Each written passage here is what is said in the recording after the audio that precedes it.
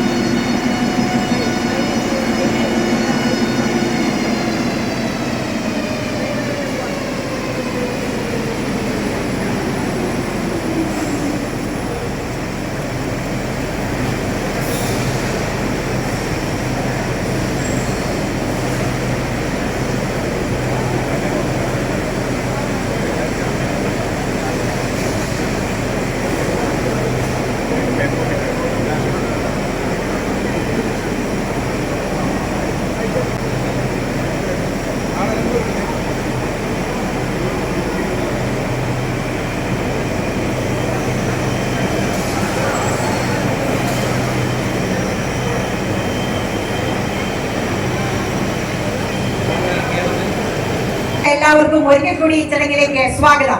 ചടങ്ങിന് സ്വാഗതം പറയുന്നതിനായി ദേശാഭിമാനിയുടെ resident editor സഖാവ് M. സ്വരാജിനെ ക്ഷണിക്കുന്നു. വളരെ ധന്യമായ ഒരു ചടങ്ങിൽ നാം ഇവിടെ ഒത്തുകൂടുകയാണ്. തീക്ഷ്ണമായ ചരിത്രം അവകാശപ്പെടാൻ കഴിയുന്ന കോഴിക്കോടിന്റെ മണ്ണിലാണ് 8 പതിറ്റാണ്ടുകൾക്ക് മുൻപ് ദേശാഭിമാനി പിറന്നു. ജനങ്ങളുടെ പത്രം എന്ന നിലയിൽ സാമാന്യത ദീർഘമായ ഈ കാലയളവിൽ ദേശാഭിമാനി നമ്മുടെ സമൂഹത്തെ സ്വാധീനിക്കുക മാത്രമല്ല, അതിന്റെ ഗതിയെ നിർണയിക്കുക തന്നെ ചെയ്യുന്ന ഒരു ശക്തിയായി വളർന്നു വന്നിട്ടുണ്ട്. അത് ജനങ്ങളുടെ പിന്തുണയുടെ അടിസ്ഥാനത്തിലാണ്.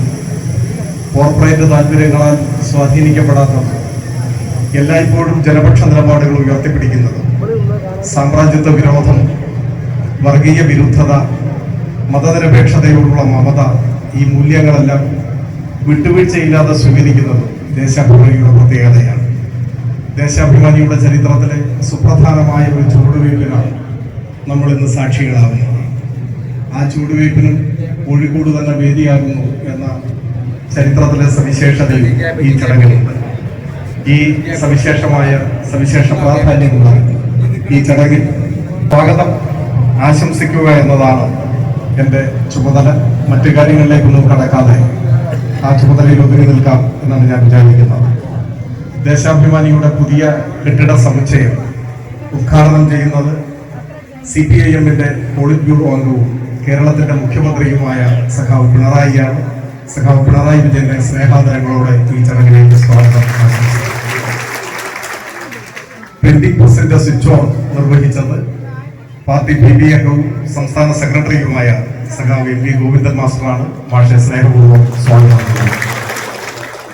ഈ ചടങ്ങിൽ മുഖ്യാതിഥിയായി പങ്കെടുക്കുന്നത് CPI-യുടെ സംസ്ഥാന സെക്രട്ടറി സഖാവ് ബിനോയ് വിശ്വമാണ്. സ്നേഹാദരങ്ങളോടെ ബിനോയ് വിശ്വത്തെ സ്വാഗതം ചെയ്യുന്നു. ദേശാഭിമാനിയുടെ പ്രത്യേക പതിപ്പ് പ്രകാശനം ചെയ്യുന്നത് CPIM PB അംഗം സഖാവ് MA ബേബിയാണ്. സഖാവ് MA ബേബിയെ സ്നേഹപൂർവ്വം സ്വാഗതം ചെയ്യുന്നു. ദേശാഭിമാനിയുടെ വരിസംഖ്യ ഏറ്റുവാങ്ങുന്നത് PB അംഗം സഖാവ് A വിജയരാഘവനാണ്. സഖാവ് വിജയരാഘവനെ സ്നേഹപൂർവ്വം സ്വാഗതം ചെയ്യുന്നു. ദേശാഭിമാനിയുടെ പ്രത്യേക പതിപ്പ് ഏറ്റുവാങ്ങുന്നത് കോഴിക്കോട് മേയർ ഡോക്ടർ ബീന ഫിലിപ്പാണ്. ഡോക്ടർ ബീന ഫിലിപ്പിനെ സ്നേഹപൂർവ്വം സ്വാഗതം ചെയ്യുന്നു. ദേശാഭിമാനിയുടെ വരിസംഖ്യ സമർപ്പിക്കുന്നത് CPIM കോഴിക്കോട് ജില്ലാ സെക്രട്ടറി സഖാവ് M മെഹബൂബാണ്. സഖാവ് മെഹബൂബിനെ സ്നേഹപൂർവ്വം സ്വാഗതം ചെയ്യുന്നു. ഉപഹാര സമർപ്പണമാണ്. ഉപഹാര സമർപ്പണവും സഖാവ് പിണറായിയാണ് നിർവഹിക്കുന്നത്. ലഹരിക്കെതിരായ പ്രത്യേക ക്യാമ്പയിൻ, ആ ക്യാമ്പയിന്റെയും തുടക്കം ഇവിടെ നിന്നും ആരംഭിക്കുന്നുണ്ട്. ശ്രീ MB അഹമ്മദും VKC മുഹമ്മദ് കോയയുമാണ് ഉപഹാരം സ്വീകരിക്കുന്നത്. ഇരുവരെയും സ്നേഹപൂർവ്വം സ്വാഗതം ചെയ്യുന്നു. ഈ ചടങ്ങിൽ ആശംസകൾ അർപ്പിച്ചുകൊണ്ട് കേരളത്തിലെ പ്രമുഖ മാധ്യമങ്ങളുടെ പ്രതിനിധികൾ പങ്കെടുക്കുന്നുണ്ട്. മാതൃഭൂമിയുടെ joint managing editor Shri PB Nitheesh ഇവിടെ സന്നിഹിതനാണ്. ശ്രീ PB നിതീഷിനെ സ്നേഹാദരങ്ങളോടെ സ്വാഗതം ചെയ്യുന്നു. മലയാള മനോരമയുടെ എഡിറ്റോറിയൽ ഡയറക്ടർ ശ്രീ ജോസ് പനച്ചിപ്പുറം നമ്മുടെ ക്ഷണം സ്വീകരിച്ചുകൊണ്ട് എത്തിയിട്ടുണ്ട്. അദ്ദേഹത്തെ സ്നേഹപൂർവ്വം സ്വാഗതം ചെയ്യുന്നു. CPIM കേന്ദ്ര കമ്മിറ്റി അംഗങ്ങളായ സഖാക്കൾ എളമരം കരീം, സഖാവ് P സതീദേവി, ഇരുവരെയും സ്നേഹപൂർവ്വം സ്വാഗതം ചെയ്യുന്നു. LDF കൺവീനർ സഖാവ് TP രാമകൃഷ്ണൻ ഇവിടെ വേദിയിലുണ്ട്. സഖാവിനെ സ്നേഹപൂർവ്വം സ്വാഗതം ചെയ്യുന്നു. ബഹുമാന്യനായ പൊതുമരാമത്ത് വകുപ്പ് മന്ത്രി പാർട്ടി സെക്രട്ടേറിയറ്റ് അംഗം സഖാവ് PA മുഹമ്മദ് റിയാസിനെ സ്നേഹപൂർവ്വം സ്വാഗതം ചെയ്യുന്നു. പാർട്ടി സംസ്ഥാന കമ്മിറ്റി അംഗങ്ങളായ സഖാക്കളെ Pradeep Kumar, PK Zainaba, EN Mohandas, CK Saseendran എല്ലാവരും ഇവിടെ സന്നിഹിതരാണ്. അവരെ എല്ലാം സ്നേഹപൂർവ്വം സ്വാഗതം ചെയ്യുന്നു. ദേശാഭിമാനിയുടെ ഈ ആസ്ഥാനം ഇവിടെ കണ്ടെത്തുന്നതിന് മുന്നിട്ട് നിന്ന സഖാവ് P മോഹൻ മാഷ്, മുൻ CPIM ജില്ലാ സെക്രട്ടറി ഇവിടെ വേദിയിലുണ്ട്. അദ്ദേഹത്തെ സ്നേഹപൂർവ്വം സ്വാഗതം ചെയ്യുന്നു. കോഴിക്കോട്, വയനാട്, മലപ്പുറം പാർട്ടി ജില്ലാ സെക്രട്ടറിമാർ സഖാക്കൾ M Mehboob, VP Anil, K Rafeeq, മൂന്നുപേരെയും സ്നേഹപൂർവ്വം സ്വാഗതം ചെയ്യുന്നു. പാർട്ടി സംസ്ഥാന കമ്മിറ്റി അംഗങ്ങളായ സഖാക്കൾ KK Lathika, VP Sanu, V Wasif സഖാക്കൾ ഇവിടെ ഉണ്ട്. എല്ലാ സഖാക്കളെയും സ്നേഹപൂർവ്വം സ്വാഗതം ചെയ്യുന്നു. ദേശാഭിമാനിയുടെ എഡിറ്റർ, വാരികയുടെ പത്രാധിപർ ഡോക്ടർ KP മോഹനൻ ഇവിടെ ഉണ്ട്. ഡോക്ടർ KP മോഹനെ സ്നേഹപൂർവ്വം സ്വാഗതം ചെയ്യുന്നു. ഇവിടെ കൃതജ്ഞത രേഖപ്പെടുത്തുന്നത് ദേശാഭിമാനിയുടെ ജനറൽ മാനേജറാണ് സഖാവ് KJ തോമസ്. അദ്ദേഹത്തെ സ്നേഹപൂർവ്വം സ്വാഗതം ചെയ്യുന്നു. നമ്മുടെ ഈ കെട്ടിട സമുച്ചയം മാതൃകാപരമായി നിർമ്മാണം പൂർത്തീകരിച്ച ഇതിന്റെ സാരഥികൾ, അവരുടെ പ്രത്യേക ഉപഹാര സമർപ്പണം ഇവിടെയുണ്ട്. അതുമായി ബന്ധപ്പെട്ട architect, consultant, building contractor Shri Mathew Philip, Shri Sadiq, Sony Kurian, ഏറ്റവും മികച്ച തൊഴിലാളി ശ്രീ ഖനാസി ബാബു, എല്ലാവരെയും സ്നേഹപൂർവ്വം സ്വാഗതം ചെയ്തുകൊണ്ട് ഈ ധന്യമായ കെട്ടിട സമുച്ചയ ഉദ്ഘാടന ചടങ്ങ് നിയന്ത്രിക്കുന്നതിനു വേണ്ടി ദേശാഭിമാനിയുടെ ചീഫ് എഡിറ്റർ പ്രിയപ്പെട്ട സഖാവ് പുത്തലത്ത് ദിനേശനെ സ്നേഹപൂർവ്വം സ്വാഗതം ചെയ്യുന്നു. ദേശാഭിമാനിയുടെ ചരിത്രത്തിലെ ഏറ്റവും കൂടുതൽ ആവർത്തിക്കപ്പെട്ട ഒരു പേരാണ് സഖാവ് പാലോറ മാത. കർഷക മാതാവായ പാലോറ മാത ദേശാഭിമാനി തുടങ്ങുന്നതിന് സംഭാവന നൽകിയ അവരുടെ ഏക വരുമാന മാർഗമായിരുന്ന പശുക്കുട്ടിയാണ് ദേശാഭിമാനിയുടെ ഏറ്റവും ആദ്യം ലഭിച്ച സംഭാവന. അവിടെ നിന്നാണ് ദേശാഭിമാനിയുടെ വളർച്ച ആരംഭിക്കുന്നത്. പാലോറ മാതയുടെ കൊച്ചുമകൻ സഖാവ് കെ രാജൻ ഈ ചടങ്ങിൽ പങ്കെടുക്കുന്നുണ്ട്. രാജനെയും സ്നേഹപൂർവ്വം സ്വാഗതം ചെയ്യുന്നു. എന്റെ ഈ വാക്കുകൾ അവസാനിപ്പിക്കുന്നു. അധ്യക്ഷ പ്രസംഗത്തിനായി ദേശാഭിമാനിയുടെ ചീഫ് എഡിറ്റർ സഖാവ് പുത്തലത്ത് ദിനേശിനെ ക്ഷണിക്കുന്നു.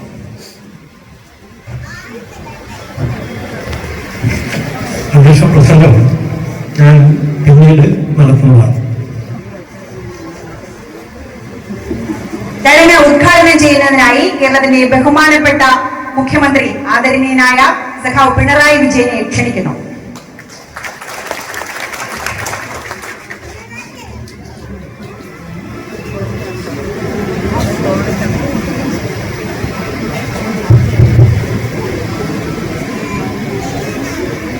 സുഹൃത്തുക്കളെ, സഹോദരി സഹോദരന്മാരെ,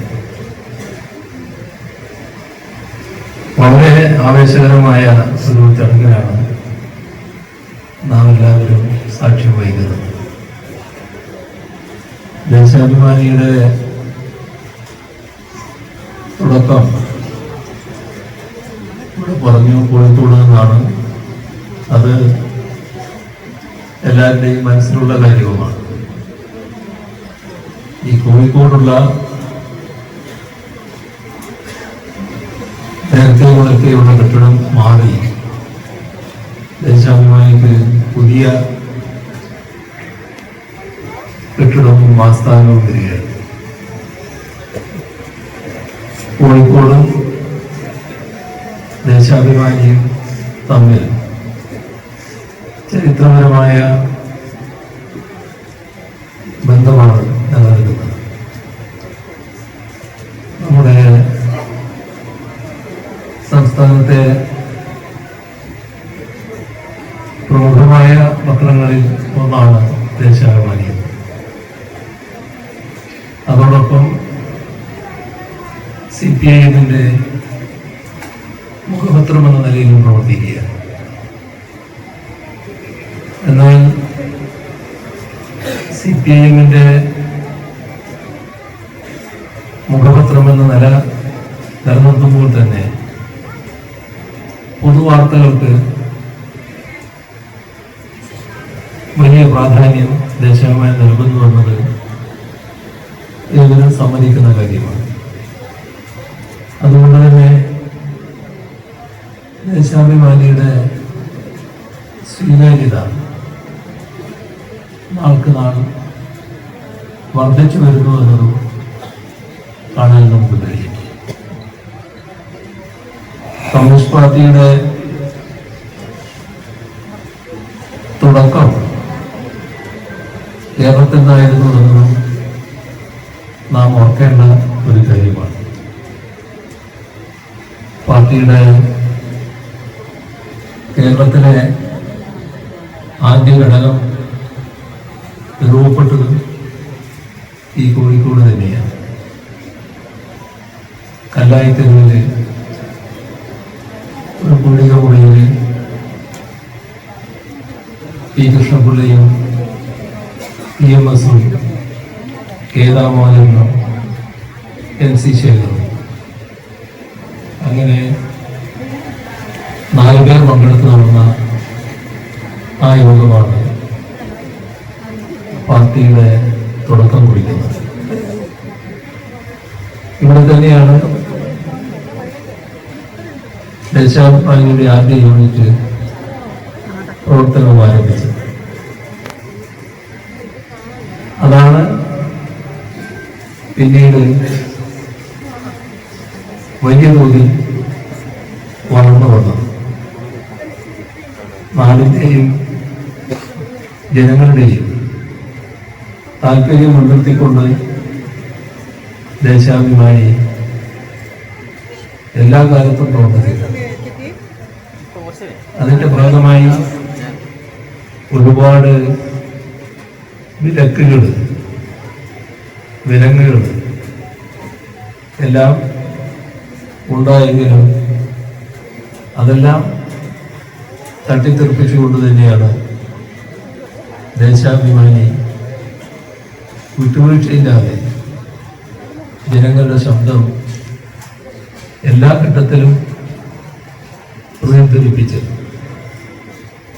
അതിന്റെ ഭാഗമായി തന്നെ പിഴയും തടവും പത്രം തന്നെ പൂട്ടിക്കലും ഒക്കെ ഉണ്ടായിട്ടുണ്ട്.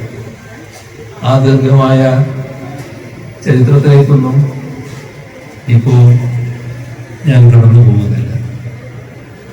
എന്നാൽ കാണേണ്ട വസ്തുത എല്ലാ തടസ്സങ്ങളെയും തട്ടിയെറിഞ്ഞുകൊണ്ട് ദേശാഭിമാനി വളരുകയാണുണ്ടായത് എന്ന്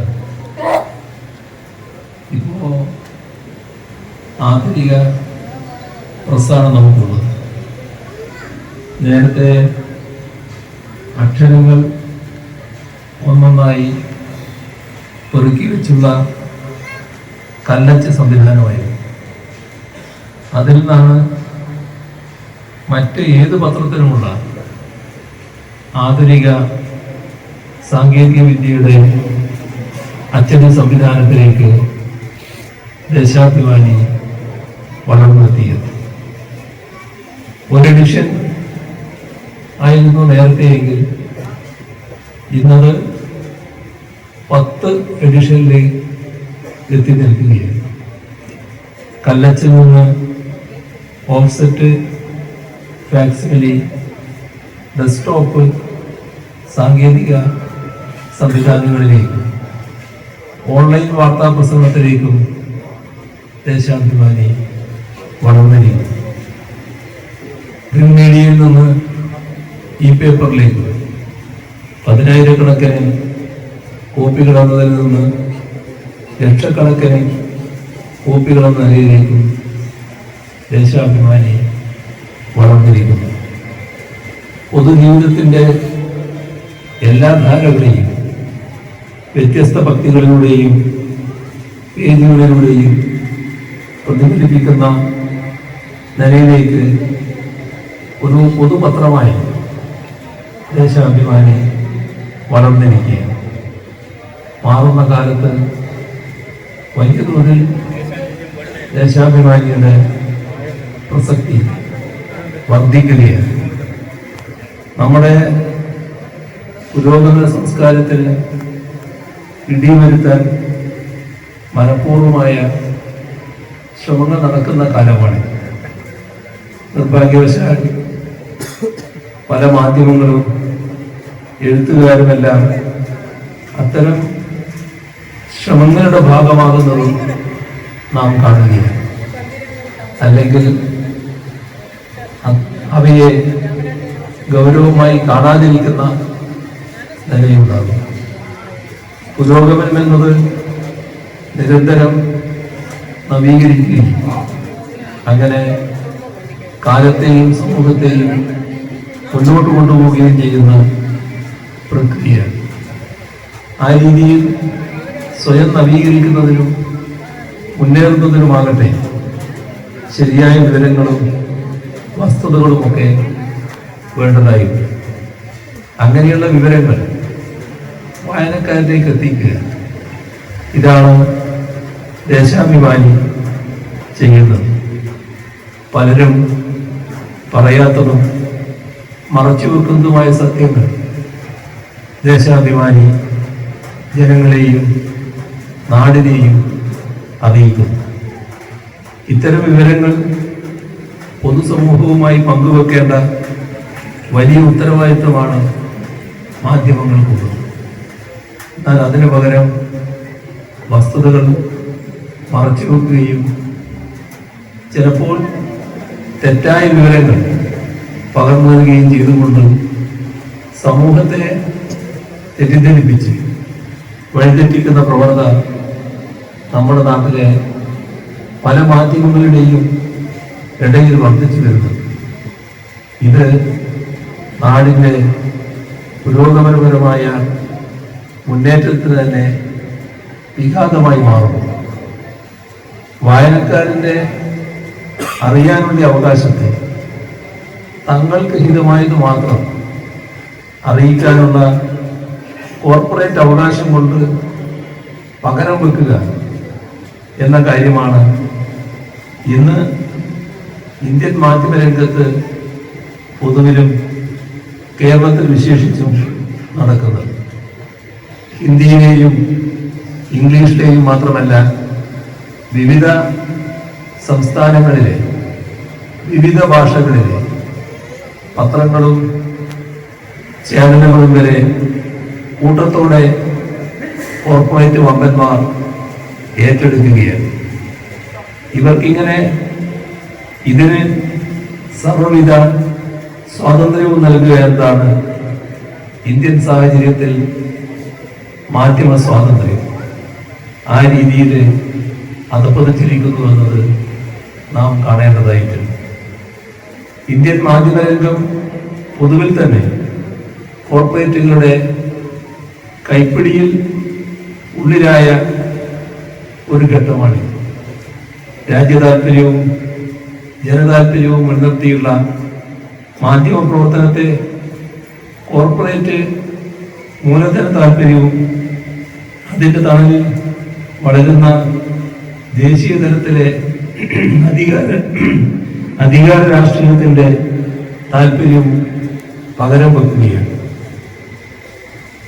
നമ്മുടെ രാജ്യത്തെ സ്ഥിതി പരിശോധിച്ചാൽ ഒരു വമ്പൻ കോർപ്പറേറ്റ് സ്ഥാപനം അവരുടെ കൈവശമുള്ളത് 28 എക്സ്ക്ലൂസീവ് വാർത്താ ചാനലുകളാണ്.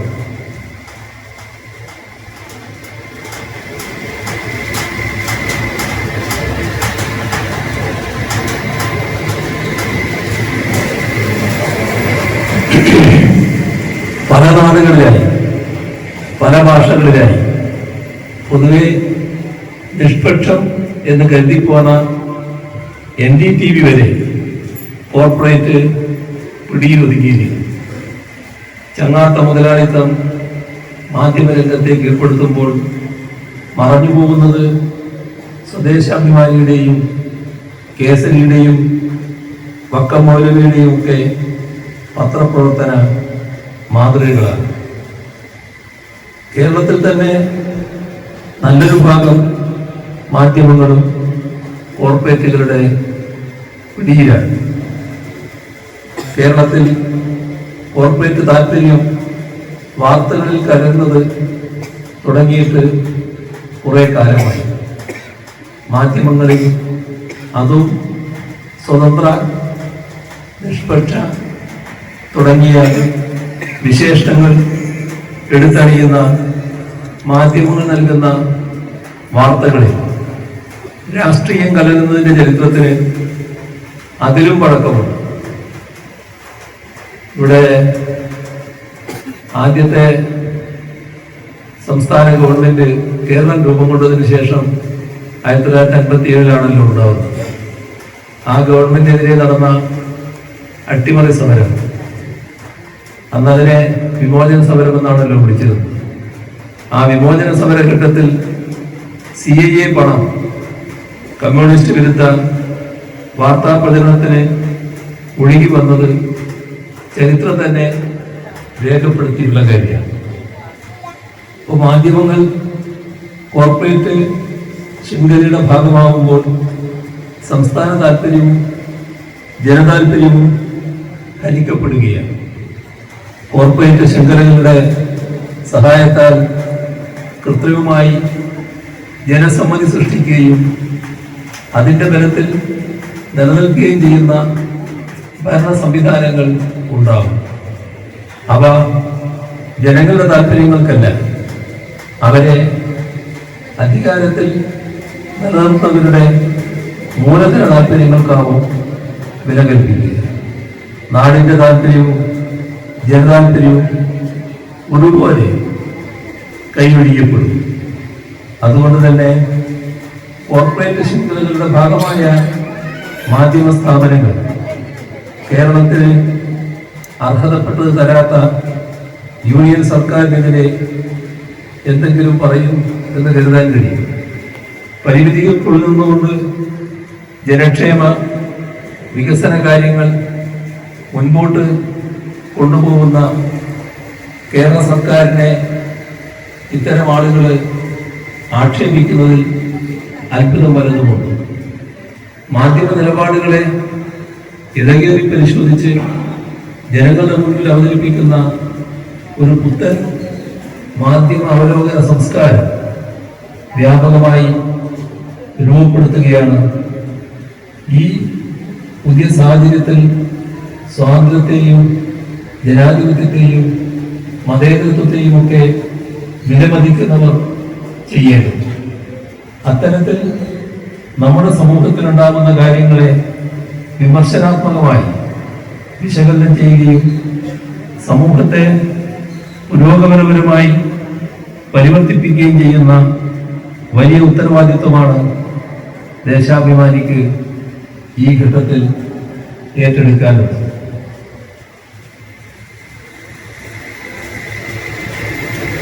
നമ്മുടെ സംസ്ഥാനത്തിന്റെ ഇന്നത്തെ നില പരിശോധിച്ചാൽ ഇവിടെ ഇടതുപക്ഷ ജനാധിപത്യ മുന്നണിക്ക് 3ാം വട്ടം ഭരണം ലഭിക്കുമെന്ന പൊതുവായ പ്രതീക്ഷ ജനങ്ങളിലാകെ ഉയർന്നു വന്നിട്ടുണ്ട്. അതോടെ ചില മാധ്യമങ്ങൾ വല്ലാതെ പരിഭ്രാന്തിയിലാവുകയും അവര് അധാർമികതയുടെ ഏതറ്റത്തേക്കും സഞ്ചരിക്കും എന്ന നിലയും ഉണ്ടാവുകയാണ്. കേരളത്തിലെ മാധ്യമരംഗത്തെ ഏറ്റവും പുതിയ സ്ഥിതിവിശേഷം ഇതാണെന്ന് കാണാൻ നമുക്ക് സാധിക്കും. ഒരു ഇടതുപക്ഷ വിരുദ്ധ നെറേറ്റീവ് ഉണ്ടാക്കണം. അതിന് ഏത് ക്രിമിനൽ കുറ്റത്തെയും രാഷ്ട്രീയ അടിസ്ഥാനത്തിൽ വേർതിരിച്ചു കാണും. ഇതാണ് അവസ്ഥ. ഒരു ഉദാഹരണം ചൂണ്ടിക്കാണിച്ചാൽ, നേരത്തെ ഇവിടെ പറഞ്ഞല്ലോ ലഹരിക്കെതിരെയുള്ള ക്യാമ്പയിൻ തുടങ്ങുന്നതിനെ പറ്റി. നമ്മുടെ നാട് അതീവ ഗൗരവമായിട്ടാണ് എടുക്കുന്നത്. നമ്മുടെ മാധ്യമങ്ങളും ലഹരിക്കെതിരെയുള്ള നല്ല പ്രചാരണം ഇപ്പോൾ ആരംഭിച്ചു കഴിഞ്ഞിട്ടുണ്ട്. ഒരു സംഭവമാണ് ചൂണ്ടിക്കാണിക്കാൻ ഞാൻ ഉദ്ദേശിക്കുന്നത്. അത് കളമശ്ശേരി പോളിടെക്നിക്കിൽ വിദ്യാർത്ഥികളുടെ പക്കൽ നിന്ന് മയക്കുമരുന്ന് പിടിക്കുന്നു. അത് സ്വാഭാവികമായി നാം ഗൗരവമായി കാണേണ്ട ഒരു കാര്യം തന്നെയാണ്, സംശയമില്ല. പക്ഷേ മാധ്യമങ്ങൾ ചിലത് ആ കുട്ടികളുടെ രാഷ്ട്രീയം അന്വേഷിക്കാൻ പുറപ്പെട്ടു. അങ്ങനെ അന്വേഷിക്കാൻ പുറപ്പെട്ടപ്പോൾ തങ്ങൾക്ക് അസ്വീകാര്യമായ രാഷ്ട്രീയം അതിൽ ഒരാൾക്കുണ്ട് എന്ന് കണ്ടെത്താൻ കഴിയും. ഉടനെ ആ വിദ്യാർത്ഥിയുടെ രാഷ്ട്രീയത്തെ മുൻനിർത്തിക്കൊണ്ടുള്ള വലിയ പ്രചരണം ആരംഭിച്ചു.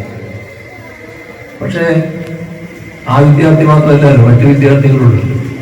അതിന്റെ മറ്റ് വിശദാംശങ്ങളിലേക്ക് പോകുമ്പോൾ വർദ്ധിച്ച അളവിൽ അതേ മയക്കുമരുന്ന് പിടികൂടിയ ഇയാളുടെ ഒപ്പമുള്ള മറ്റൊരാളുടെ ഭാഗമായിട്ട് വരിക. അപ്പൊ അയാളുടെ രാഷ്ട്രീയം ഈ പറഞ്ഞ മാധ്യമങ്ങൾക്ക് വേണ്ടപ്പെട്ട രാഷ്ട്രീയമാണെന്ന് വരുന്നു.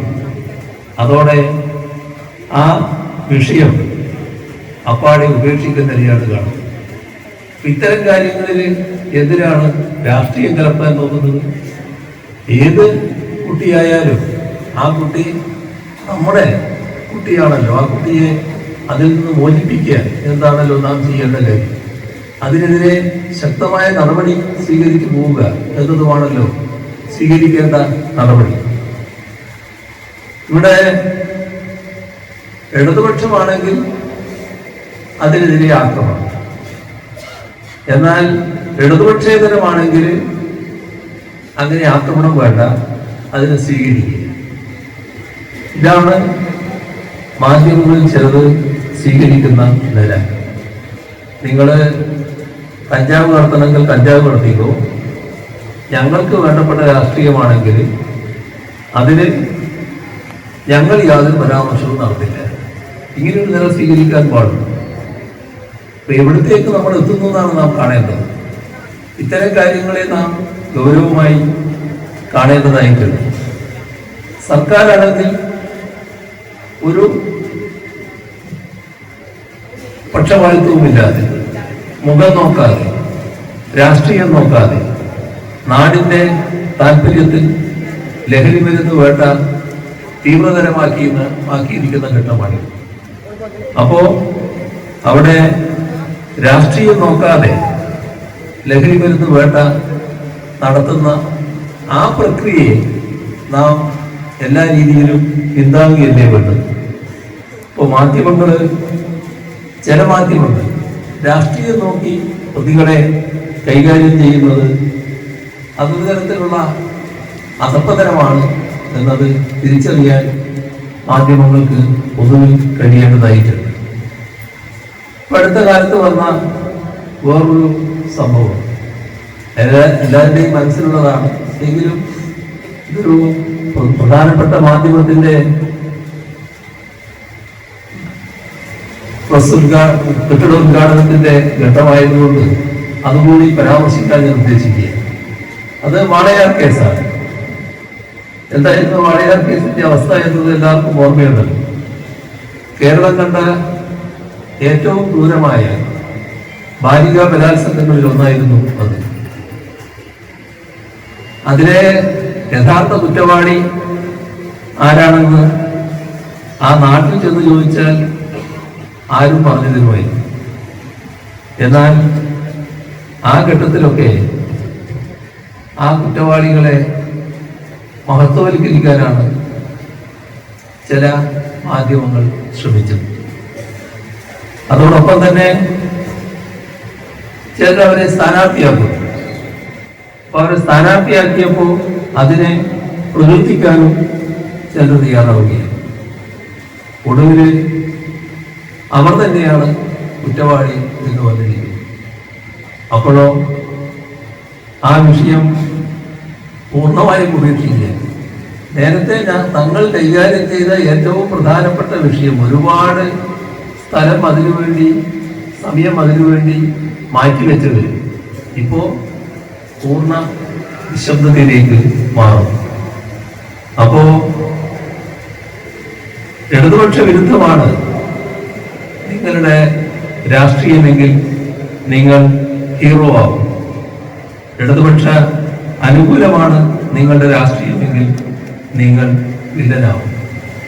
ഇത്തരം ഒരു സമീപനം ചില മാധ്യമങ്ങൾ സ്വീകരിക്കുന്നത് നല്ലതാണോ?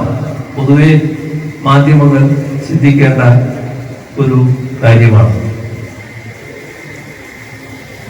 ഇപ്പൊ നമ്മുടെ സംസ്ഥാനത്ത് LDF സർക്കാർ അധികാരത്തിലിരിക്കുകയാണ്. തുടർച്ചയായി 1957 മുതൽ കേരളത്തില് ഇടതുപക്ഷ സർക്കാരുകളുടെ അധികാരം തുടങ്ങുന്നുണ്ടെങ്കിലും ഇപ്പൊ തുടർച്ചയായി 9 വർഷം കേരളത്തിൽ ഇടതുപക്ഷ ജനാധിപത്യ മുന്നണി സർക്കാരാണ് അധികാരത്തിലിരിക്കുന്നത്. ഇപ്പോ കേരളത്തിന് ആർജിക്കാൻ കഴിഞ്ഞ ഒട്ടേറെ നേട്ടങ്ങൾ, ആ നേട്ടങ്ങളിൽ ഏറ്റവും പ്രധാനപ്പെട്ടതായിട്ടുള്ള ഒരുപാട് കാര്യങ്ങളുണ്ടാവും. ഒരു കാര്യമാണ് ഞാനിപ്പോൾ സൂചിപ്പിക്കുന്നത്. നമ്മുടെ രാജ്യത്ത് അഴിമതി ഏറ്റവും കുറഞ്ഞ സംസ്ഥാനം കേരളം. എല്ലാവരും അത് സമ്മതിക്കും. അവരവരുടെ അനുഭവത്തിലൂടെ തന്നെ ആ കാര്യം സ്ഥിരീകരിക്കുന്നു. നമ്മുടെ രാജ്യത്തിന്റെ അവസ്ഥ മറ്റ് സംസ്ഥാനങ്ങളുടെ അവസ്ഥ എല്ലാം താരതമ്യപ്പെടുത്തുമ്പോഴാണ് കേരളത്തിന് ഇത്തരമൊരു നല്ല സർട്ടിഫിക്കറ്റ് ലഭിക്കുന്നത്. നേരത്തെ നമ്മുടെ നാട്ടിലും ഉണ്ടായിരുന്ന ചില പ്രത്യേകതകൾ ഈ കാര്യത്തിൽ നമുക്ക് ഓർമ്മയുമുണ്ട്. പക്ഷേ ഈ ഒരു വശം എത്ര കണ്ട് ഉയർത്തിക്കാട്ടാൻ തയ്യാറാകുന്നു? ഇപ്പോ കഴിഞ്ഞ 9 വർഷമായി ഇവിടെ അധികാരത്തിലിരിക്കുന്ന ഗവൺമെന്റിന് ഏതെങ്കിലും തരത്തിലുള്ള അഴിമതി ആരോപണം ശരിയായ രീതിയിലുള്ളത് ഉന്നയിക്കാനായോ? അതല്ലേ പ്രത്യേകത. പക്ഷെ അനാവശ്യമായ ചിത്രം അത്തരം കാര്യങ്ങളിൽ ഉയർത്തിക്കാട്ടാൻ പലപ്പോഴും തയ്യാറാകുന്നില്ല. ഇപ്പോ ചില ഘട്ടത്തില് ഉയർത്തിക്കൊണ്ടുവരാൻ നോക്കിയ കാര്യങ്ങൾ എത്ര വേഗമാണ് അത് തകർന്നടിഞ്ഞു പോയത്.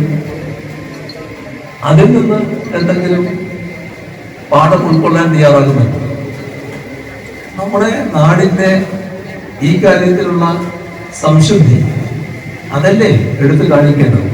അത് കാണിക്കാൻ തയ്യാറാകുന്നതിന് പകരം നാടിനെ തന്നെ ഏതെല്ലാം തരത്തിൽ അപകീർത്തിപ്പെടുത്താൻ കഴിയും എന്നല്ലേ ചിലപ്പോൾ നോക്കുന്നത്. അവിടെയാണ് നാം ചിന്തിക്കേണ്ടത്. ആരെ സഹായിക്കാനാണ് ഇല്ലാത്ത കഥകൾ പ്രചരിപ്പിക്കുന്നത്? ഇപ്പോ കേന്ദ്രത്തിൽ അധികാരത്തിലിരിക്കുന്നവരുണ്ട്, അവർക്ക് ഒത്താശ പാടുന്നവരുണ്ട്. യഥാർത്ഥത്തിൽ അവരെ സഹായിക്കാനല്ലേ? സ്വതന്ത്രവും നിഷ്പക്ഷരും എന്ന് അവകാശപ്പെടുന്ന മാധ്യമങ്ങളിൽ എത്ര എണ്ണത്തിന് ഒരു സങ്കോചവുമില്ലാതെ കേന്ദ്ര ഭരണത്തിന് നേതൃത്വം കൊടുക്കുന്നവർ തുറന്നു വരുന്ന തെറ്റായ കാര്യങ്ങളെ തുറന്നു നിൽക്കാൻ കഴിയും? ഈ ചോദ്യത്തിന്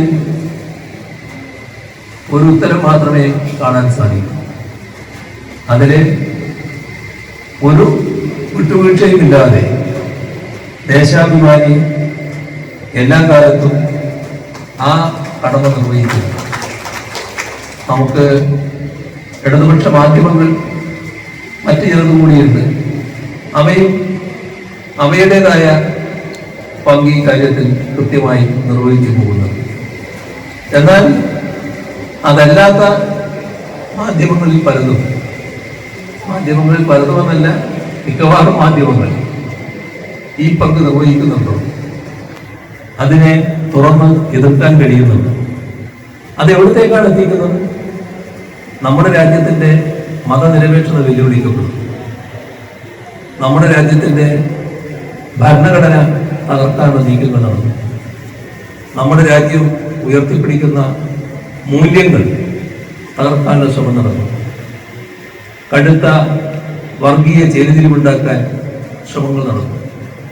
ഇത്തരം കാര്യങ്ങൾ തുറന്നു കാണിക്കാൻ തയ്യാറാകുന്നു. സാമ്രാജ്യത്വം വലിയ തോതിൽ പിടിമുറുക്കുകയാണ്. നമ്മൾ ഈ ലോകത്തൊന്നല്ല ജീവിക്കുന്നതെന്ന മട്ടിലത് കാണാത്ത ഭാവം നടിക്കുകയാണ്. അമേരിക്കൻ സാമ്രാജ്യത്വത്തിന്റെ ഏറ്റവും ഇഷ്ടതോടനായി മാറാനുള്ള വ്യഗ്രതയിൽ നമ്മുടെ പലതും നഷ്ടപ്പെടുത്താനുള്ള നീക്കങ്ങളാണ് നടന്നുകൊണ്ടിരിക്കുന്നത്. അത്തരം കാര്യങ്ങൾ സാധാരണഗതിയിൽ നമ്മുടെ ജനങ്ങളുടെ മുന്നിൽ, നാടിന്റെ മുന്നിൽ അവതരിപ്പിക്കാനുള്ള ബാധ്യത മാധ്യമങ്ങൾക്കുള്ളതാണ്. ദേശാഭിമാനികൾ നിർവഹിക്കുന്നത്, ഇടതുപക്ഷ മാധ്യമങ്ങൾ നിർവഹിക്കുന്നത്. പക്ഷേ ആ ബാധ്യത എന്തുകൊണ്ട് നിഷ്പക്ഷവും സ്വതന്ത്രവും എന്ന് പറയുന്ന മറ്റ് മാധ്യമങ്ങൾക്ക് നിർവഹിക്കാൻ കഴിയുന്നില്ല എന്നത് ആലോചിക്കേണ്ട കാര്യമാണ്. ഇത്തരം ഒരു തിരിച്ചറിവ് ഇന്നത്തെ കേരളത്തിൽ ഉണ്ടാവുക എന്നത് പ്രധാനമാണ്. ഞാൻ വളരെ ദീർഘമായി പോകുന്നില്ല. ഒരുപാട് പ്രമുഖരായ ആളുകൾ ഇവിടെ സംസാരിക്കാനുള്ളതാണ്. ഈ തിരിച്ചറിവ് സമൂഹത്തിലുടനീളം ഉണ്ടാക്കിയെടുക്കാനുള്ള വളരെ ഗൗരവതരമായ ഉത്തരവാദിത്വം കൂടി ദേശാഭിമാനിക്ക് ഈ ഘട്ടത്തിൽ ഏറ്റെടുക്കാനുണ്ട്. കാരണം പണ്ട് കുട്ടി പറഞ്ഞ അവസ്ഥയിലാണ് നമ്മുടെ ഈ പറയുന്ന മാധ്യമങ്ങൾ. എന്നെ നല്ലണ്ണമാവ, ഞാൻ നന്നാവില്ല എന്ന് പറഞ്ഞിട്ട് ആ അവസ്ഥയിൽ അവരുടെ നയം മാറുമെന്ന് പ്രതീക്ഷിച്ചിട്ട് കാര്യമില്ല. പക്ഷെ നമ്മുടെ ഉത്തരവാദിത്വം ശരിയായ രീതിയിൽ നിർവഹിച്ച് പോകാൻ നമുക്ക് കഴിയും. അത്തരം പ്രവർത്തനങ്ങൾ നടത്താൻ കൂടി ഏറ്റവും ഉപകാരപ്രദമായ രീതിയിൽ ഈ പുതിയ സാങ്കേതിക വിദ്യകളും നമ്മുടെ ഈ കെട്ടിടവുമെല്ലാം സഹായകമാകും എന്ന് തന്നെയാണ് കരുതുന്നത്. ഇപ്പോൾ നിറഞ്ഞ അഭിമാനത്തോടെ, സന്തോഷത്തോടെ ദേശാഭിമാനിയുടെ കോഴിക്കോട് യൂണിറ്റിന് വേണ്ടി പുതുതായി നിർമ്മിച്ച ഈ കെട്ടിടത്തിന്റെ ഔപചാരികമായ ഉദ്ഘാടനം എല്ലാവരുടെയും അനുമതിയോടെ നിർവഹിച്ചതായും അറിയിച്ചുകൊണ്ട് അവസാനിപ്പിക്കുന്നു. അഭിവാദ്യം. കാലത്തെ അതിജീവിക്കാൻ കരുത്തു പകർന്ന അങ്ങയുടെ വാക്കുകൾക്ക് നന്ദി. അടുത്തതായി പ്രിന്റിംഗ് പ്രസ് സ്വിച്ച് ഓൺ കർമ്മം നിർവഹിച്ച CPIM സംസ്ഥാന സെക്രട്ടറി സഖാവ് MV ഗോവിന്ദൻ മാസ്റ്ററെ അഭിസംബോധന ചെയ്യാനായി ക്ഷണിക്കുന്നു.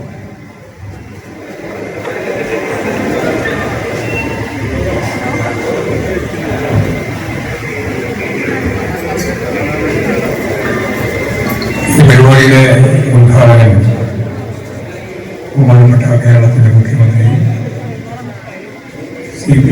കോടിക്കോളം സഹോദരൻ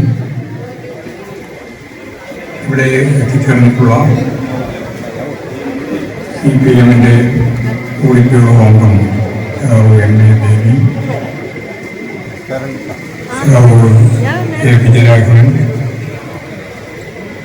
CPI സംസ്ഥാന സെക്രട്ടറി വിനോയ് വിശ്വ, വേദിയിൽ സന്നിഹിതരായിട്ടുള്ള മകൻ വ്യക്തിത്വങ്ങളെ, വിവിധ മാധ്യമ മേഖലയിലെ പ്രമുഖരെ, CPM-ന്റെ സംസ്ഥാന സെക്രട്ടേറിയറ്റ് അംഗങ്ങൾ, സംസ്ഥാന കമ്മിറ്റി അംഗങ്ങൾ, ജില്ലാ നേതാക്കൾ, മൂന്ന് ജില്ലയിലെയും പാർട്ടി ജില്ലാ സെക്രട്ടറിമാർ, ഓരോരോ മാതൃകയുടെ കുടുംബങ്ങൾ ഉൾപ്പെടെയുള്ള സഹോദരന്മാരെ സഹാക്കളെ, വളരെ അഭിമാനത്തോടു കൂടിയാണ് ഞങ്ങളെല്ലാം ഈ വേദിയിൽ എത്തുന്നത്. ദേശീയവാദിക്ക് അതിൻ്റെ ആദ്യ പതിപ്പ് 1942 വാരികയായി ഇറങ്ങിയ കോഴിക്കോട് ദേശീയവാദിയുടെ വളർച്ചയുടെ ഒരു പ്രത്യേക ഘട്ടത്തിലാണ് ഈ പുതിയ സൗകര്യമുള്ള കെട്ടിടവും പുതിയ ടെക്നോളജി ഉൾക്കൊള്ളുന്ന പ്രിന്റിംഗ് പ്രസ്സും ഇപ്പോഴിവിടെ ഒരുക്കി ഉദ്ഘാടനം ബഹുമാനിയായ മുഖ്യമന്ത്രി പിണറായി വിജയൻ നിർവഹിച്ചതായിട്ട് ആദ്യം തന്നെ ഞാൻ അറിയിക്കുക. ഒരു സുദീർഘമായ പ്രസംഗത്തിലൊന്നും ഇങ്ങനെയുള്ള ഒരു സാഹചര്യത്തിൽ പ്രസക്തിയില്ല. കാരണം നിരവധിയായ നേതാക്കൾ ഇവിടെ സംസാരിക്കാനുണ്ട്. അവരെല്ലാം കുറേശ്ശെ പറഞ്ഞാൽ തന്നെ ഒരുപാട് സമയം വേണ്ടിവരുമെന്നുള്ളതുകൊണ്ട് ഞാനൊരു സുദീർഘമായ പ്രസംഗത്തിലേക്കൊന്നും കടക്കുന്നേയില്ല. 1935 ഇടതുപക്ഷ രാഷ്ട്രീയത്തെ പ്രതിഫലിപ്പിക്കാൻ സാധിക്കുന്ന പ്രധാനപ്പെട്ട ഒരു പ്രസിദ്ധീകരണം കേരളത്തിൻ്റെ ചരിത്രത്തിൽ ആദ്യമായി പ്രത്യേകിച്ച് മലബാർ മേഖലയിൽ ഉണ്ടായിരുന്നു. അത് യഥാർത്ഥത്തിൽ ആരംഭിച്ചത് പ്രഭാതം എന്ന നിലയിലുള്ള പ്രസിദ്ധീകരണം. അത് ഷൊർണൂരിൽ നിന്നാണ് ആരംഭിച്ചത്. ഷൊർണൂരിൽ ഇടതുപക്ഷ നിലപാടുകൾ സ്വീകരിക്കുന്ന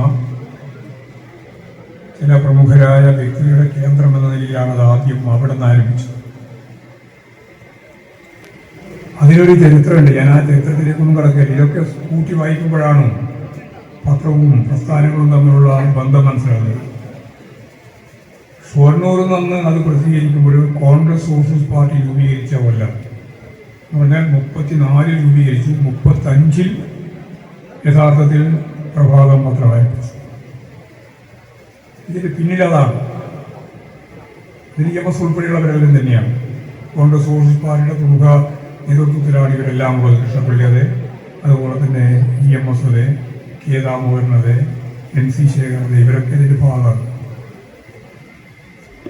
അങ്ങനെ 9 മാസക്കാലം ഷൊർണൂരിൽ നിന്ന് പ്രസിദ്ധീകരിച്ച പ്രഭാതം പത്രം നിന്നു.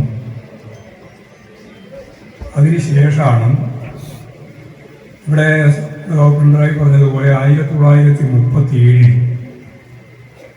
ഒരു പച്ചക്കറി പീടികയുടെ മേലെ 4 ആളുകൾ മാത്രം ചേർന്ന പാർട്ടി അഖിലേന്ത്യാ നേതൃത്വത്തിൻ്റെ ഭാഗമായിട്ടുള്ള ഘാട്ടയും ചേർന്ന 5 പേര് CPI-യുടെ ആദ്യത്തെ കേരളത്തിലെ ഘടകം ഒരു സെല്ല് രൂപീകരിച്ചു. ബ്രാഞ്ച്, ഇപ്പോൾ ബ്രാഞ്ച് എന്നാണ് പറയുക, അന്നും സെല്ലാണ്. അത് 37 സ്വാഭാവികമായിട്ടും ഇടതുപക്ഷ ആശയത്തിൻ്റെ പ്രചാരവേല വളരെ ഗൗരവപൂർണമായി കൈകാര്യം ചെയ്യപ്പെടേണ്ടുന്ന ഒന്നാണ് എന്നും മാർക്സിൻ്റെയും എംഗൽസിൻ്റെയും ലെനിൻ്റെയും മാവോയുടെയും ഉൾപ്പെടെയുള്ള ഹോച്ചിമിൻ്റെ ഉൾപ്പെടെയുള്ള ചരിത്രം പരിശോധിച്ച് നോക്കിയാൽ അത് അനിവാര്യമായ ഒന്നായിട്ട് അവരെല്ലാം കൈകാര്യം ചെയ്തിട്ടുണ്ട്. പാലോറ മാതയുടെ 4 മക്കളിൽ ഇളയ ആളായ പാലോറ ശങ്കരന്റെ മകനും Kerala Grameen bank retired assistant മാനേജറുമായ ശ്രീ KK രാജനെ ഈ ചടങ്ങിൽ നമ്മോടൊപ്പമുണ്ട്. മുഖ്യമന്ത്രി സഖാവ് പിണറായി വിജയനിൽ നിന്നും ഉപഹാരം സ്വീകരിക്കാൻ അദ്ദേഹത്തെ ക്ഷണിക്കുന്നു.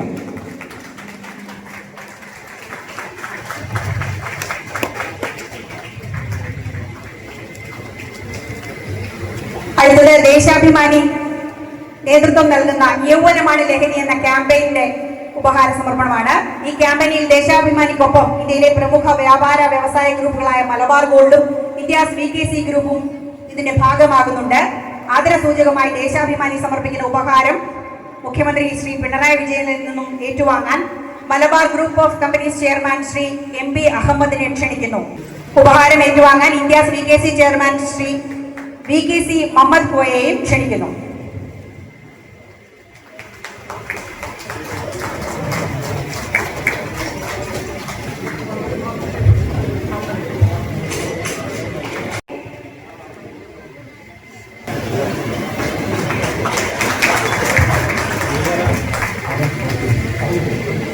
അടുത്തതായി building architect and consultant Shri Mathew ഫിലിപ്പിനെ ഉപഹാരം വാങ്ങാനായി ക്ഷണിക്കുന്നു.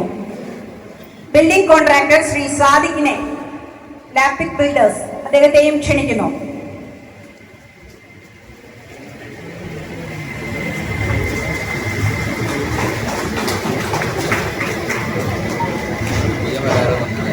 അടുത്തതായി ഇലക്ട്രിക്കൽ കോൺട്രാക്ടർ ശ്രീ സോണി കുര്യനെ ഉപഹാരം ഏറ്റുവാങ്ങുന്നതിനായി ക്ഷണിക്കുന്നു.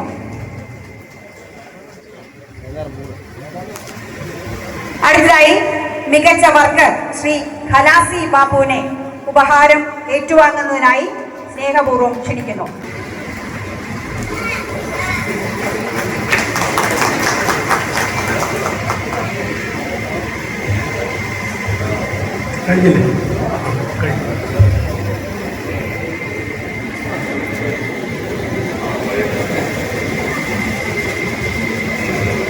അടുത്തത് സദസ്സിനെ അഭിസംബോധന ചെയ്യാനായി മുഖ്യാതിഥി CPI സംസ്ഥാന കമ്മിറ്റി സെക്രട്ടറി സഖാവ് ബിനോയ് വിശ്വത്തിനെ ക്ഷണിക്കുന്നു.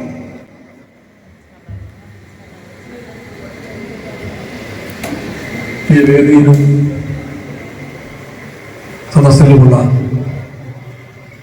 പ്രിയപ്പെട്ട സഖാക്കളെ, പ്രിയമുള്ള സുഹൃത്തുക്കളെ, സഹോദരി സഹോദരന്മാരെ,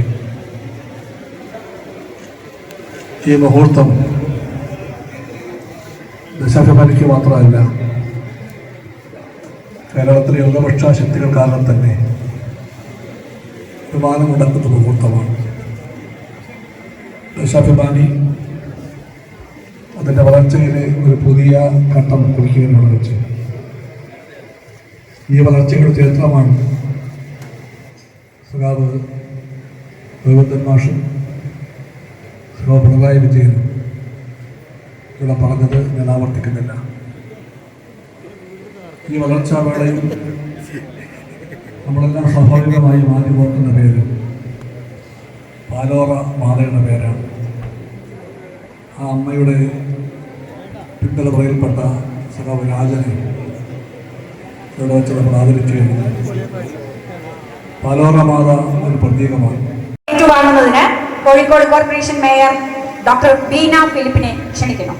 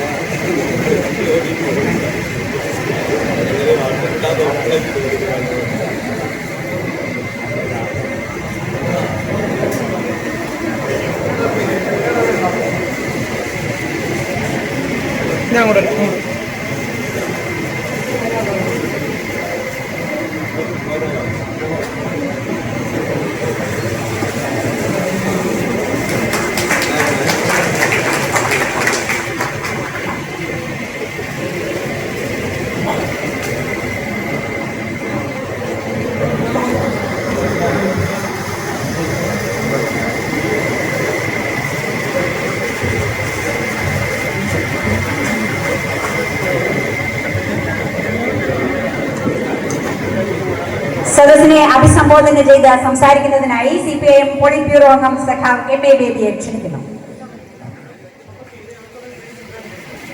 ബഹുമാനിയെ പ്രിയപ്പെട്ടവരെ, ഇവിടെ കൂടുതൽ കാര്യങ്ങൾ എനിക്ക് പറയേണ്ടതില്ല. ആദ്യമായി എനിക്ക് പറയാനുള്ളത്, ഇപ്പൊ ഇവിടെ പ്രകാശിപ്പിക്കപ്പെട്ട ഈ ദേശാഭിമാനി വാരിക ദേശാഭിമാനി കുടുംബത്തിലെ ഏറ്റവും മൂല്യവത്തായ പ്രസിദ്ധീകരണങ്ങളിൽ ഒന്നാണ്. അത് കേരളത്തിൽ നല്ല പ്രചാരമുള്ള ഉത്കലമുള്ള വാരികയാണ്. എന്നാൽ ഇപ്പോഴും ഈ വാരികയുടെ സാധ്യതയ്ക്കൊത്ത് ഇത് കേരളത്തിലെ വായനാ സമൂഹത്തിന്റെ കൈകളിൽ എത്തുന്നില്ല എന്നൊരു പോരായ്മയുണ്ട്. അതിന് ഉത്തരവാദികൾ ഞാനും നിങ്ങളുമാണ്. ഇത് കൂടുതൽ പ്രചരിപ്പിക്കേണ്ടവരാണ്. ഇത് സംബന്ധിച്ച് ഗോവിന്ദൻ മാഷ പത്രത്തിന്റെ പ്രചാരത്തെക്കുറിച്ച് പറഞ്ഞു. അത് പറഞ്ഞത് കേട്ടപ്പോ ദേശാഭിമാനിയുടെ കോട്ടയം എഡിഷന്റെ ഉദ്ഘാടനം നിർവഹിച്ചുകൊണ്ട് EMS നടത്തിയ പ്രസംഗമാണ് എനിക്ക് ഓർമ്മ. ആ EMS അവിടെ രണ്ട് കാര്യങ്ങൾ പറഞ്ഞു. ഒന്ന്, ദേശാഭിമാനി ഈ നാട്ടിലെ തൊഴിലാളികളുടെയും കൃഷിക്കാരുടെയും ദരിദ്രരുടെയും പാവപ്പെട്ടവരുടെയും അനീതികൾക്കെതിരെ പൊരുതുന്ന സകലരുടെയും പത്രമാണ്. പക്ഷേ പുരോഗമന പ്രസ്ഥാനത്തിന്റെ, തൊഴിലാളി വർഗ പ്രസ്ഥാനത്തിന്റെ പത്രം എന്നതിനോടൊപ്പം ഒരു സമ്പൂർണ്ണ പത്രമായി ദേശാഭിമാനി മാറണം. EMS അടിവരയിട്ട് പറഞ്ഞ കാര്യമാണ്. അക്കാര്യത്തിൽ നല്ല പുരോഗതി കൈവരിക്കാൻ കഴിഞ്ഞിട്ടുണ്ടെങ്കിലും ഇനിയും ദീർഘദൂരം നമുക്ക് താണ്ടാനുണ്ട് എന്ന കാര്യവും സഹാവ് പുത്തലത്ത് ദിനേശനും സഹാവ് M സ്വരാജിനും ദേശാഭിമാനി കുടുംബത്തിലെ സർവർക്കും അറിയാവുന്ന കാര്യമാണ്. പക്ഷെ നമ്മളത് നിരന്തരം നമ്മെ ഓർമ്മിപ്പിച്ചുകൊണ്ടിരിക്കണം. EMSന്റെ ആ വാചകം.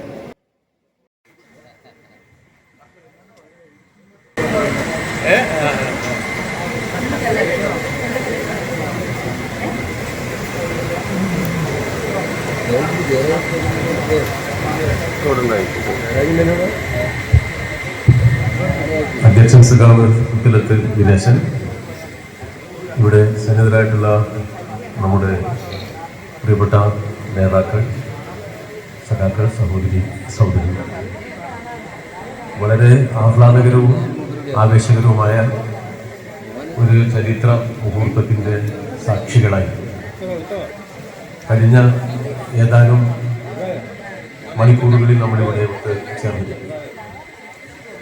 മലയാളിയുടെ മഹത്തായ ദേശാഭിമാനത്തിൻ്റെയും പോരാട്ട വീര്യത്തിൻ്റെയും കരുത്തായ ദേശാഭിമാനി ദിനപത്രം അത് രൂപം കൊണ്ട ഈ ചരിത്ര നഗരിയിൽ ഭാവി കാലത്തിൻ്റെ ഉത്തരവാദിത്തങ്ങളെ സാർത്ഥകമാക്കുന്നത് പോലെയുള്ള ഒരു ചുവടുകൂടി വെച്ചിരിക്കുന്നു.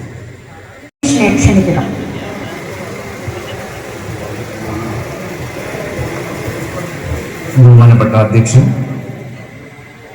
വേദിയിലും സദസ്സിലും സന്നിധരായ മാന്യ വ്യക്തികളെ, ദേശാഭിമാനി കുടുംബാംഗങ്ങളെ, സഹോദരന്മാരെ, സുഹൃത്തുക്കളെ, മാതൃഭൂമിയിൽ ജനിച്ച ഈ കോഴിക്കോട്ടിലാണ് ദേശാഭിമാനി ജനിച്ചത്. ഒരു പൊളിറ്റിക്കൽ പാർട്ടിയിൽ ജീവനായിട്ട് ഇത്രയും പ്രൊഫഷണലായി ഒരു പത്രം നടത്തിക്കൊണ്ടുപോയത് ദേശാഭിമാനിയുടെ വലിയൊരു കഴിവായിട്ട് ഞാൻ കാണുന്നു. ഇന്ന് പാർട്ടിയുടെ അഭിപ്രായങ്ങളും പോളിസീസും മുറുകെ പിടിച്ചു നിൽക്കുമ്പോൾ തന്നെ മറ്റു വാർത്തകൾ, ദേശീയ വാർത്തകളും അന്താരാഷ്ട്ര വാർത്തകളും സ്പോർട്സ്, സാഹിത്യം, സാംസ്കാരികം, എല്ലാത്തരം വാർത്തകളും വളരെ ഗംഭീരമായിട്ട് ശ്രദ്ധിച്ചു കൊടുക്കാൻ ദേശാഭിമാനിക്ക് സാധിക്കുന്നുണ്ട്. ഇതുതന്നെയാണ് ഞാൻ വിശ്വസിക്കുന്നു ദേശാഭിമാനിയുടെ വലിയ നേട്ടം. ദേശാഭിമാനി സ്വാതന്ത്ര്യമുണ്ട്, ഇത് നിലനിൽക്കണം. ഇതന്നെയാണ് യഥാർത്ഥ പത്രം ശക്തി. ഞാനതിൽ വിശ്വസിക്കുന്നു. നമ്മൾ കണ്ടുവന്നിട്ടുണ്ട്. എനിക്ക് തോന്നുന്നു വേറെ കാര്യം, എനിക്ക് തോന്നുന്നു ഇത്തരമൊരു പത്രം ഇന്ത്യയിൽ വേറെ എൻ്റെ അറിവിൽ ഇല്ല എന്നാണ് ഞാൻ മനസ്സിലാക്കുന്നത്. ഒരുപാട് അഭിനന്ദനങ്ങൾ വിശദമാനിക്കും. ഈ ഡിജിറ്റൽ യുഗം പത്രവ്യവസായത്തെ എങ്ങനെ ബാധിക്കുന്നു എന്നുള്ളതും നമ്മൾ ചർച്ച ചെയ്യേണ്ട ഒരു വിഷയമാണ്. ട്രഡീഷണൽ ആയിട്ടുള്ള പത്രമാധ്യമങ്ങൾ ഒരുപാട് ഇൻവെസ്റ്റ് ചെയ്തോ അല്ലെങ്കിൽ പണം ചെലവാക്കിയിട്ടോ ഒരുപാട് ആൾക്ക് ജോലി കൊടുത്തിട്ടോ ഈ വാർത്തകൾ തയ്യാറാക്കി അത് ഡിജിറ്റൽ പ്ലാറ്റ്ഫോംസ് ഒരു മൂല്യം തരാതെ അവർ വിൽക്കുന്നു എന്നുള്ളതാണ് ഏറ്റവും വലിയ ഒരു പ്രശ്നം. പനച്ചിപ്പുറമാണ് അദ്ദേഹത്തെ ക്ഷണിക്കുന്നത്. സദസ്സിലും വേദിയിലുമുള്ള ബഹുമാന്യരെ, ഇവിടെ ഈ വൈകിയ വേളയിൽ ദീർഘമായ ഒരു പ്രസംഗത്തിന് പ്രസക്തിയുണ്ടെന്ന് തോന്നുന്നില്ല. ഒരു കാര്യം മാത്രം പറഞ്ഞ് ഞാനൊക്കെ ആശംസകൾ അർപ്പിക്കാമെന്ന് വിചാരിക്കുകയാണ്. 1998 നിങ്ങളിൽ ചിലരെങ്കിലും ഓർക്കുന്നുണ്ടാവും, ബിൽ ഗേറ്റ്സ്, മൈക്രോസോഫ്റ്റിൻ്റെ ബിൽ ഗേറ്റ്സ് ഒരു പ്രഖ്യാപനം നടത്തി. 98 2 വർഷം കൂടിയേ അച്ചടി മാധ്യമങ്ങൾക്ക് ആയുസുള്ളൂ. 2000 ആണ്ടിൽ കടന്ന് അച്ചടി മാധ്യമങ്ങൾ ഉണ്ടാവില്ല എന്ന് അദ്ദേഹം അന്ന് പറഞ്ഞത് എല്ലാ മാധ്യമങ്ങളിലും വാർത്തയായിരുന്നു. നമുക്കറിയാം, അദ്ദേഹം അത് പറഞ്ഞിട്ട് 27 വർഷങ്ങളായി. അപ്പോൾ ഈ 27 വർഷം കഴിയുമ്പോഴും നമ്മുടെ അച്ചടി മാധ്യമങ്ങൾ വളരെ ഗംഭീരമായി മുന്നോട്ട് പോകുന്നു എന്നുള്ളത് തന്നെയാണ് അച്ചടി മാധ്യമങ്ങളെ പറ്റി നമുക്ക് അഭിമാനം കൊള്ളാനുള്ള ഏറ്റവും പ്രധാനപ്പെട്ട കാരണമായി എനിക്ക് തോന്നുന്നു. നമുക്കറിയാം, കോവിഡ് വന്നപ്പോൾ പ്രിന്റിന്, അച്ചടി മാധ്യമങ്ങൾക്ക് പ്രചാരത്തിലൊക്കെ ചെറിയ ക്ഷീണമുണ്ടായി എന്ന് നമുക്കൊക്കെ അറിയാം. പക്ഷെ അത് കഴിഞ്ഞ് ലോകത്തൊട്ടാകെ അച്ചടി മാധ്യമങ്ങൾ മുമ്പോട്ട് പൊയ്ക്കൊണ്ടിരിക്കുന്നു എന്നാണ് ലോക മാധ്യമ സംഘടനയായ വാൻ ഇഫ്രായുടെ റിപ്പോർട്ടുകളിൽ കാണുന്നത്.